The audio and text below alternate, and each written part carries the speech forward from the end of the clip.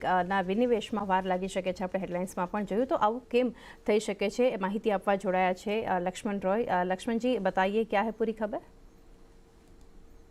देखिए, दरअसल IDBI bank के विनिवेश के लिए सरकार ने एसेट वैल्यूअर की नियुक्ति करना चाहती थी और उसके लिए बोली मंगाई थी। लेकिन हुआ क्या कि बोली मंगाने के बाद सिर्फ और सिर्फ एक ही बोली मिली, एक ही टेंडर डाला गया। उसके बाद सरकार ने अब इस एसेट वैल्यूअर की नियुक्ति के लिए जो आरएफपी निकाला था, उसको कैंसिल करने का फैसला लिया है।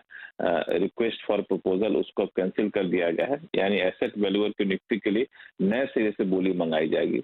और नए सिरे से इसलिए मंगाई जाएगी क्योंकि सूत्र बता रहे हैं कि दरअसल जो बोली मंगाई गई थी उसकी शर्तें काफी कठोर रखी गई थी और यही वजह है कि बहुत ज्यादा बोलीकर्ताओं ने एसेट वैल्यूअर ने उसमें दिलचस्पी नहीं दिखाई। अब उन शर्तों में ढील दी जाएगी और ढील देने के बाद नए सिरे से जब बोली मंगाई जाएगी ताकि ज्यादा से ज्यादा बोली यहाँ पे आ सके और फिर एसेट वैल्यूअर की नियुक्ति की जाएगी।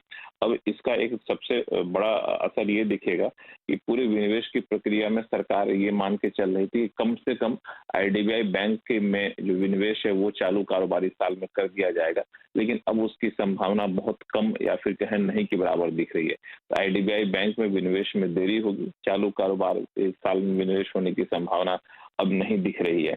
और बता दूं कि यहाँ पे सरकार करीब 45% हिस्सेदारी रखती है आईडीबीआई बैंक में, एलआईसी 49.24% हिस्सेदारी रखती है और दोनों मिलके 60.7% या कहें करीब 61% हिस्सेदारी अपना बेचना चाहती थी।